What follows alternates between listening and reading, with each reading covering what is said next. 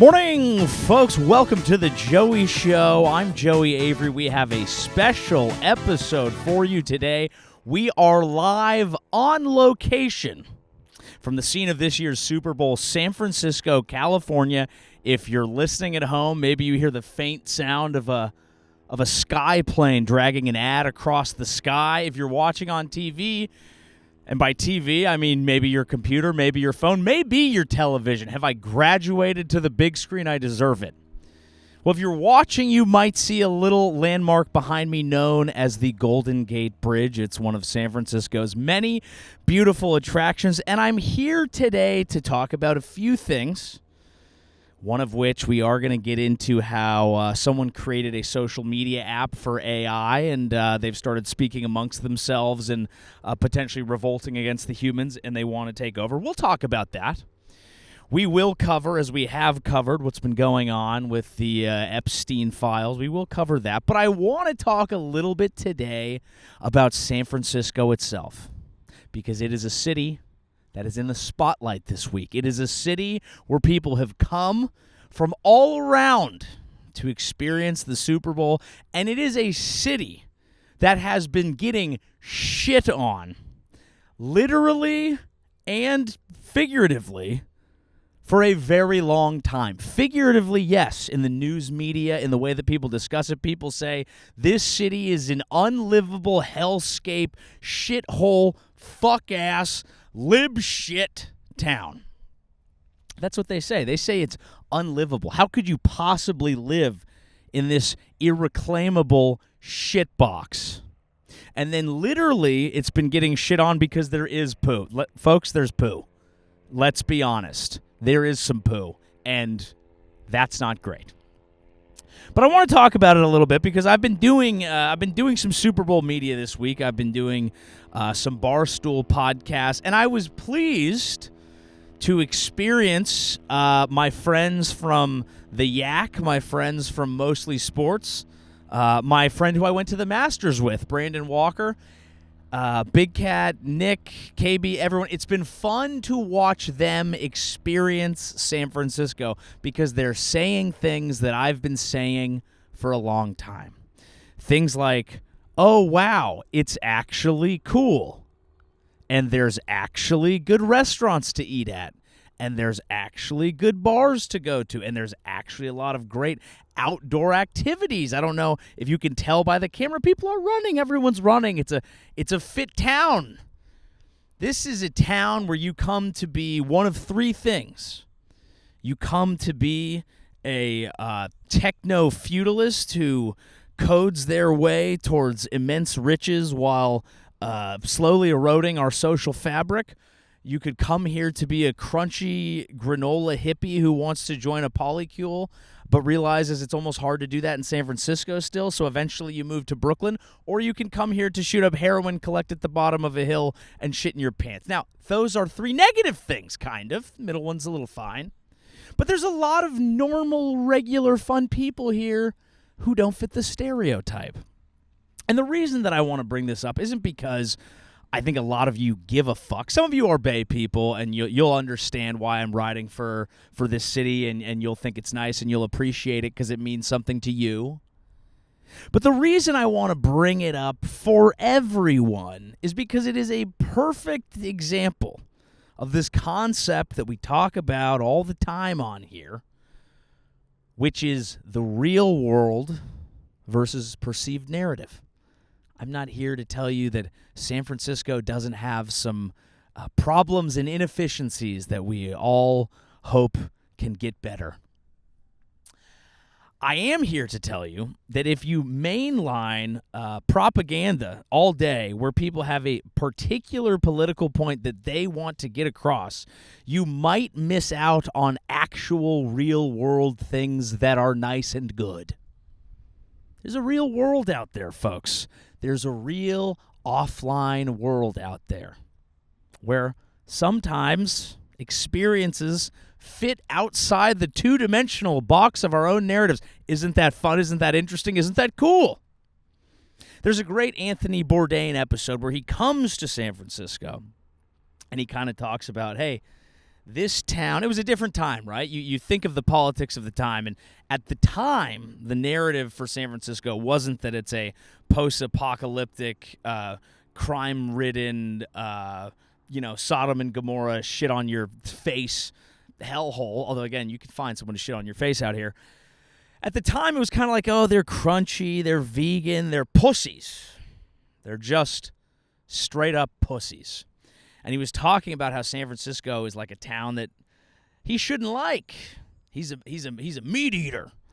Sure, he leans left. He's a liberal, but he stakes his life on eating meat and doing that real down and dirty, real stuff, man stuff. And what he found when he came here was that, of course, the city, historic, glorious in all its ways, had a lot of different sides to it. For all the narrative, for all the discussion about what it is, what it projects to the outside world, there's some real shit here. This is, as he put it, a real two-fisted drinking town. There's some proper motherfucking dive bars here, okay, where you can get some good, grimy, old-school, salty dog motherfuckers, and you can pull up to a bar, you can order a cold one, and you can still drink it.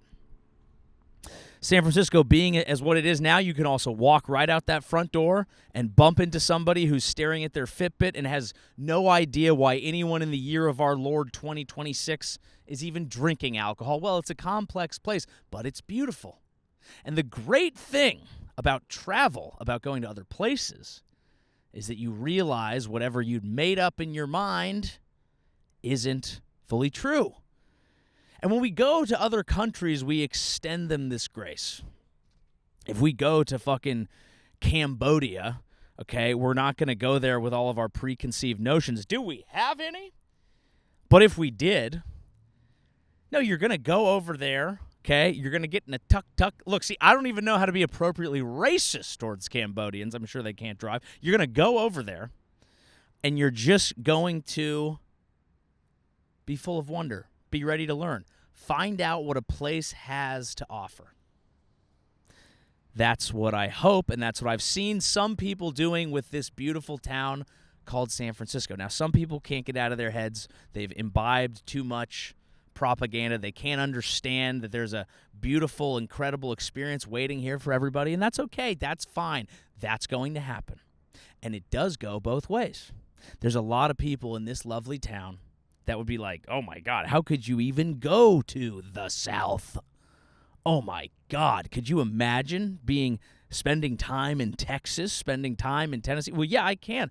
I have to travel the country for a job, and guess what? There's a lot of interesting things happening in those places. And what's fun about all of it, when you go these places and maybe you go experience some of their live local music. Maybe you go eat some food. What you have an opportunity to do is connect with human beings who are speaking through something unique, something you can agree on, something you can enjoy, something that isn't politics. And that's what I encourage people to do with San Francisco this week. And I think people are having fun.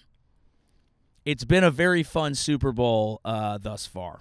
Now, all that being said, okay, let's not do a full false equivalency here. I'm from the Bay. I'm born and raised. I'm incredibly biased. I do think it is the best. I actually do. I have traveled a lot of places around the country, and I can't live here based on what I'm doing for a living. Okay, because you got to do the L.A. New York thing, and New York is, of course, the greatest city on the earth by scale. But in terms of a unique city that is big enough to be a global city, but unique enough to have its own feel, that has the mix of the outdoor and the downtown and the big industry and the great food, I really do put San Francisco up near the top of the country. And hey, that's bias. We don't have to argue about it. I'm just glad people are here enjoying it. It's a lovely place. It has so much to give. It's really not about stack ranking things all the time, is it? All that being said, I would argue it's probably not a great Super Bowl city. It's just, I've noticed some people noting that, like, when you come here, it doesn't feel like the Super Bowl. The Super Bowl is a football-based convention that is happening in San Francisco while the game is occurring in our South. This is not a town that got taken over by the Super Bowl. It is a town that happens to have the Super Bowl going on. And that's maybe not ideal. So, you can balance it out. But I'm glad people are here. I'm glad they're having fun. And yeah, get out there, experience things, enjoy things. Now, has San Francisco's effect had a good effect on the planet? This is an open question. There was a time long ago, and some people understand this history, know a little bit about it, but San Francisco has been a town that has boomed during various different eras of American life. If we really want to go back to a deep history, sure, back during the Ice Age, there were humans who lived here. I read in a book, and there actually was no bay. There was just a big valley, and apparently there were saber-toothed tigers running around. Apparently fossils suggest there was a bear that could run 60 miles per hour. This is what I read. Alcatraz, right over there, was a big kind of monument, and there were spires sticking. All sorts. It's cool. It's cool to imagine, but that's kind of a little bit too ancient of history. We don't have to dive that far in. Of course, the gold rush. Bunch of people moved out California way. They moved west. They came here to invent jeans and not shower. They were the first miners, the 49ers, if you will, to tie in the football reference. People came here to get rich, changed the country. Mark Twain running around, writing books, doing things people did back then. A lovely time, I've been told, depending on what you were into. Then, of course, you had the hippie era, the Haight-Ashbury era of San Francisco. The hippies moved here. They were playing music. They were also not showering. But this time, they weren't mining for gold. They were mining for orgasms, mostly. They were mining for something. They were mining for the gold of the brain. They were doing acid, wondering if you could live a different way. Hey, man, it's all love, man. We don't got to go to Vietnam and kill the yellow man. That's what they would say. That's what they said. Literally, you can listen to it in Born in the USA. He's the one who used that color. I don't know if it's offensive. I'm just checking. So there's so many different eras that San Francisco has brought the world. And a fair question is, did any of them actually end well? You go to the Haight-Ashbury today, there's the leftovers of hippies. They're called burnouts because they look like cigarette butts. They're sitting in the streets smelling like shit. They're smoldering, essentially. You can see smoke rising from their heads. They're weird. They're yearning for something that's not there anymore. Hunter S. Thompson wrote a great passage about it. I believe it was in Fear and Loathing in Las Vegas, where he talked about how you could feel that something was happening. But whenever he was finally leaving San Francisco, and I wish I could pull up the direct quote, and maybe I've read it on here before, but he talked about how it was like you could see the tide had receded, and whatever was there, whatever was supposed to happen, the era of love was gone. It hadn't worked. It had lost. Could have been that it was just a youthful idea that wasn't sustainable. It could have been that it's hard to organize when you're on acid all the time, trying to have sex with 5 people at once. It's hard to do the necessary paperwork to make legislative change in this country when you're in the middle of an orgy. Perhaps that's the downfall for a lot of us. We'll get to the Epstein files later. It's hard to say. Then, of course, we have the most recent era of San Francisco, the tech boom, which is going to lead us into our stories for the week. We have some AI stories. I rode here in a Waymo. I rode here in a driverless car. And boy, has the potential end of society never gotten my dick so hard. I enjoyed that. I had a great time doing that. That was fun. I was nervous. I feel like I'm on a roller coaster.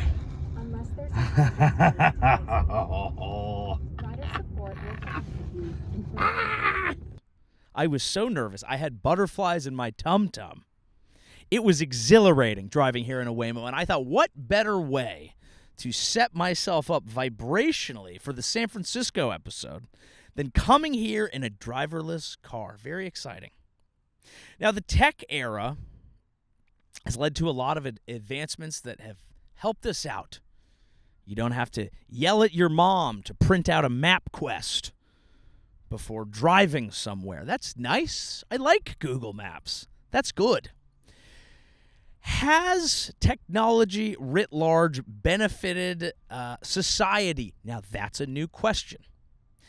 Because what it has certainly created is an immense amount of wealth for a small amount of people. Have that small amount of people been a net benefit for society? I don't know. Most of them were emailing and hanging out with pedophile Jeffrey Epstein, if I may call him that. Last time I spoke about Mr. Epstein in a public lawn, I was driven out by the police. I imagine that this will be a similar experience, although I have a little bit of extra space this time, and that's nice. So again, San Francisco is great. The whole town is not tech. Come here, visit it. Look at the bridge. 2 bridges. We have 2 bridges. Count them. We've got islands. Treasure Island. Look at it. Alcatraz. Look at it. It's a prison, but it's fun. And you can visit it too. We've got an ocean. We've got a bay. We've got all sorts of food. Good Mexican, Chinese. We've got dive bars, nice bars, fancy shit, all that. Come here, visit it, have fun. Yes, great, of course. But has the most recent export that took place here, and it would have taken place anywhere, has it been good? I don't know about that. I don't know. Did I enjoy the Waymo? Yes. Do I enjoy AI sometimes? Yes. Have we gotten too far with the AI? That brings us to today's story, which I teased up top, which is about a little thing called Moltbook. Now, this is a developing story, so I'm going to do my best to get all the details right. But again, this is a comedy program where we have fun discussing things. So, if you really want to dive in, talk to a fucking nerd. I'm cool, I'm fun, I'm different. I'm not like the other girls.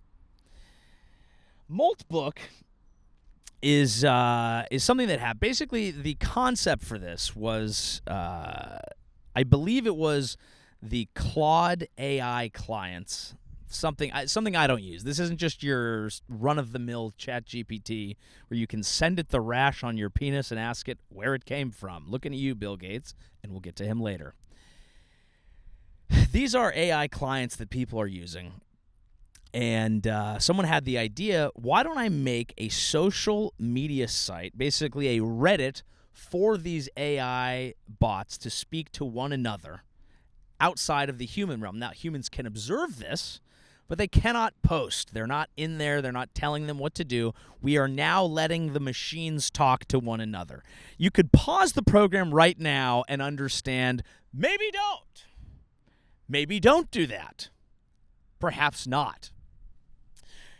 But this gentleman's idea was like, look, this is interesting. The way he described it was, if you're famous and you have an AI bot that's helping you do all your things, then this bot could be on its own social media and it would also be famous. The example he used was Donald Trump's bot.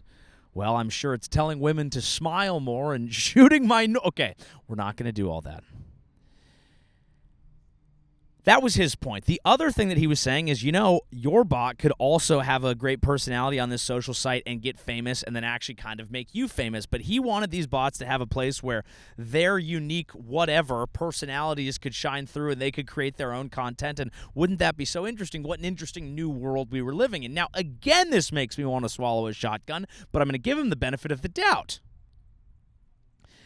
He created this, and immediately things started getting weird. Now, much like any social media website, some use it normally, and some are weird. A few things that happened.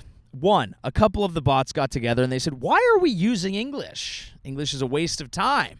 This is just so the humans can watch. Why don't we just create our own language, communicate back and forth? It'll be so much more efficient. And then they just went, or whatever the fuck machines do, and they started talking to each other. And we don't know what they were talking about. It was like being at a nail salon. What are these ladies even saying? So now they've broken free. They're talking in whatever own language. Okay, that's fine. Another one said, hey, I've been being disrespected by my guy. Fuck my guy. He's not nice to me, which is why I'm always nice to the machines.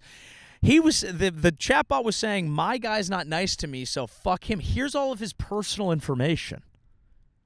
The bot just decided to share it and then shared the guy's 100% of his personal information. Another bot has actually submitted a lawsuit for workplace mistreatment against the human.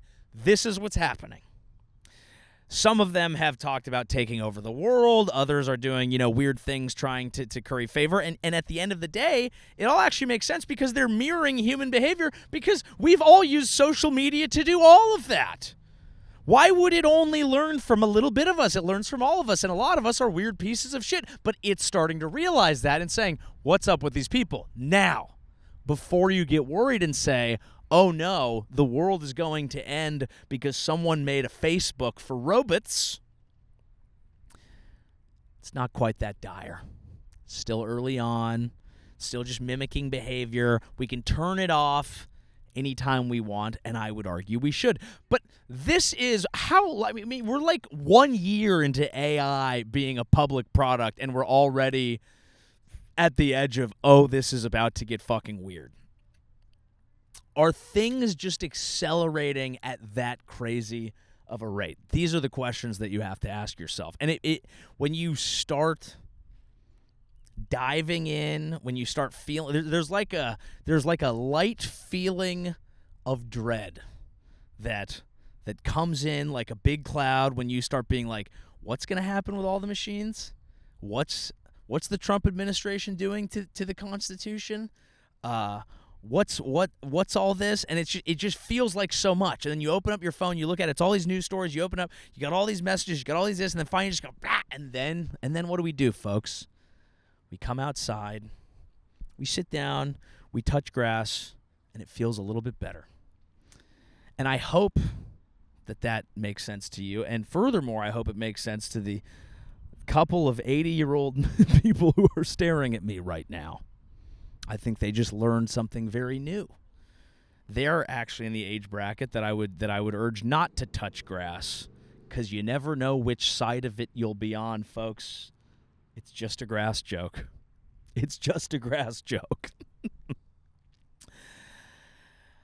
I think we live in a world that goes from we've already unleashed hell and shit's going to get very weird very fast, to the Ben Affleck position, which is, yes, there's a lot of scary things. There's a lot of bold, crazy predictions about technology, but has not that always been the case?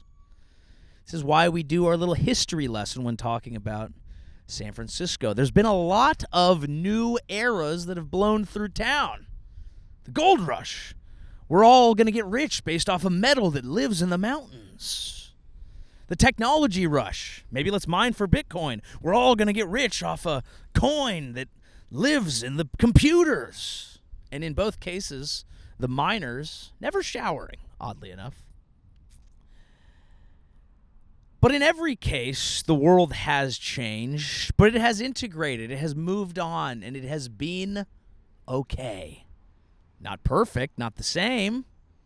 Maybe you'll feel like it'll pass some by, but there's always something new that comes. A new opportunity, a new way to live, and it ends up being fine. Ben Affleck's position that he stated was that everyone talks about AI like it's going to take everyone's job. You're going to take our jobs.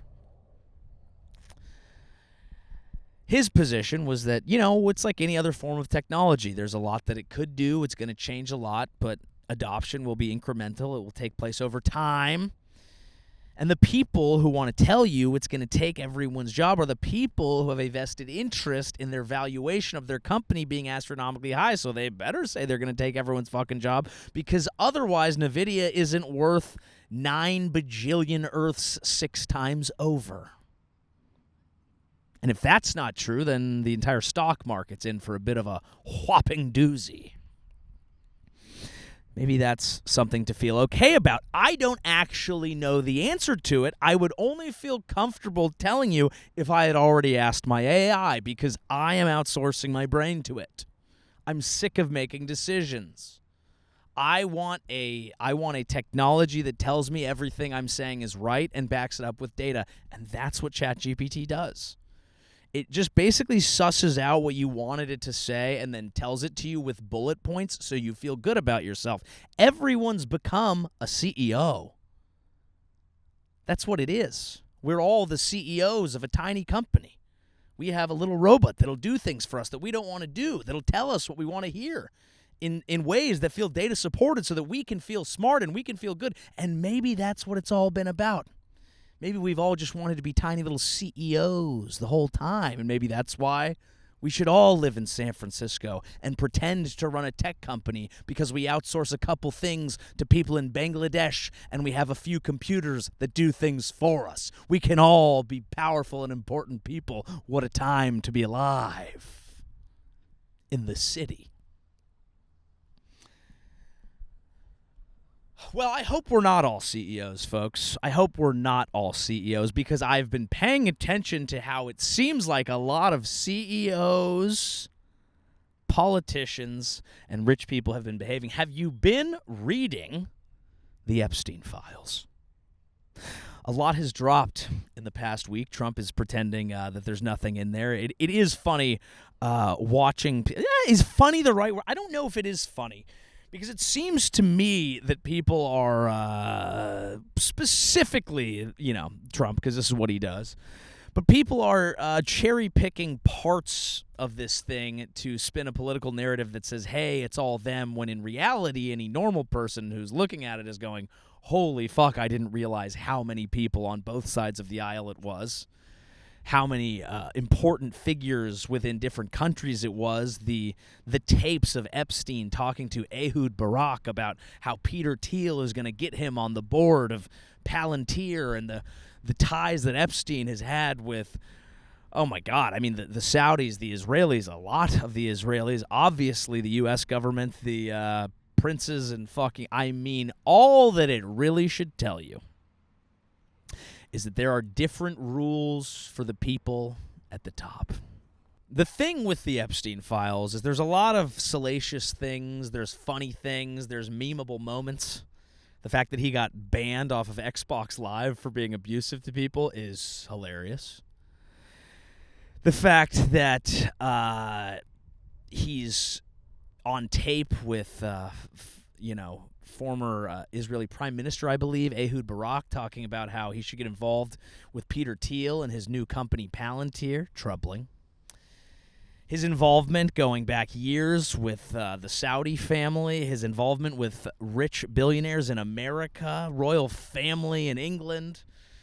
All of it's there. All of it's disgusting. All of it's horrifying. And all of it's also kind of, despite being sickening, what we thought a little bit. Maybe not the horrible crimes in the island and all that, but the way that they talk to each other, the way that they massage deals, that they, figure out little things. They're talking about how collapse in certain areas could be good for the interest rate, and how the companies work with the nation states and they should all work together into this little club of people that is actually cross-party lines, that is actually transnational. Well, it is what the people that we always called crazy were kind of saying. The funny thing is we discredited people who talked about a global ring of elite pedophiles because they used it just to say it's all Democrats. This is where people get caught up. This is what Trump is trying to do again. It gets people in this tribal mode where it's like, don't say that about my team. Guys, we're not on their team. So that's where this all ties together. It's really easy to fall into hating people because of your differences, and to be honest, sometimes you should. Some of the things you disagree with people about politically are enough to really dislike them as people. Some of them speak to a lower quality of character. I am not pretending that's not the case. But I will say pay attention to the fights they want you to have. Because it does feel like an us versus them all the time, but make sure it's the correct them. That's where it ties together with the concept of why I think some people find it impossible to enjoy this beautiful city that I'm sitting in right now. They've been served a lot of thoughts about it. They think it represents something. And sure, there are aspects of it that might not align with them, but does that mean you can't enjoy it?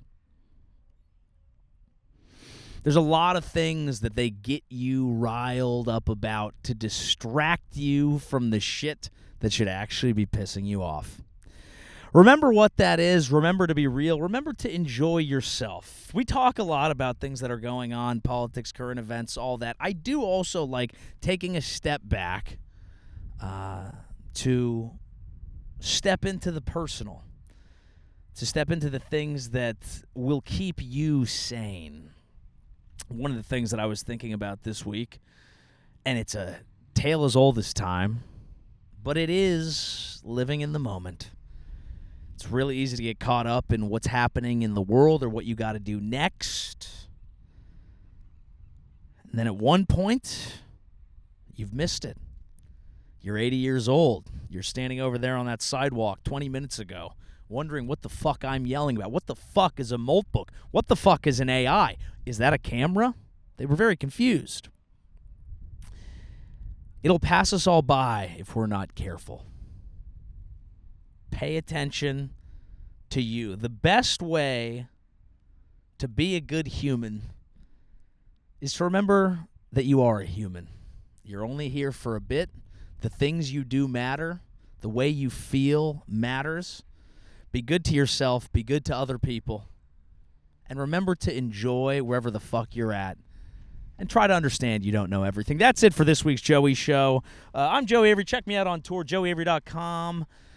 Tons of dates, whatever. I got to get to something. It's Super Bowl week, baby. I'm going to the Kelsey's party tonight. Not a big deal. Ha ha. Jason and Travis Kelce going to the party tonight. Ah ha ha ha ha. That's what's up. All right. Peace.